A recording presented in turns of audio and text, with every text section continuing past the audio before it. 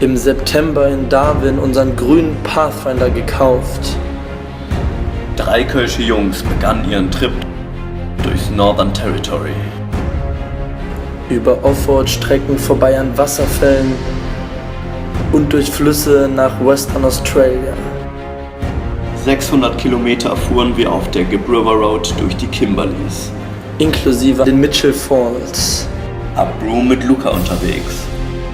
Und mit genügend Vorrat in die Wüste. Endlose Weiten, nichts und nochmal nichts. Über den Karijini Nationalpark Das Ngalo Riff bis nach Perth. 6 Wochen Wirelifting auf dem Weinfeld und dann im Januar Südküste, Südküste. Mit Kim und Moritz durch die Nullarbor raus aus Western Australia. zu den Seelöwen nach South Australia. Melbourne ist Endstation und Startpunkt zugleich für unsere Autopanne. Bezaubernde Buchten und wunderschöne Natur in Tasmanien. Mit Sack und Pack ging's weiter nach Sydney, unserer bisherigen Lieblingsstadt. Mit Medea, Manu, Carissima, Leonie und Kalla. Gab es an der Ostküste eine wahre Mädelsinvasion. Dabei ging es über Brisbane, Fraser Island im Surfcamp, bis zu den Whitsundays 7 Staaten und unzählige Abenteuer. das Finale Roadtrip Kapitel.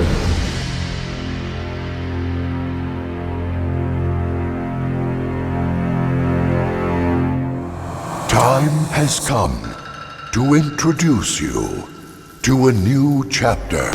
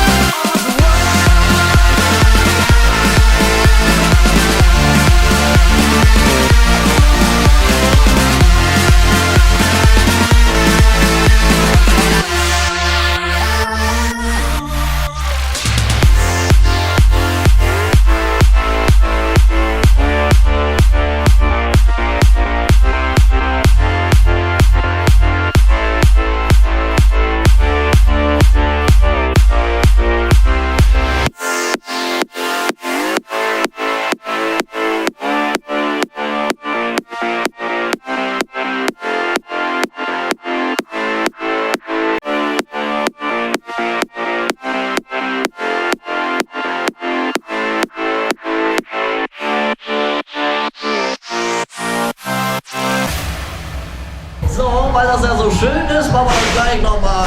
Na klar.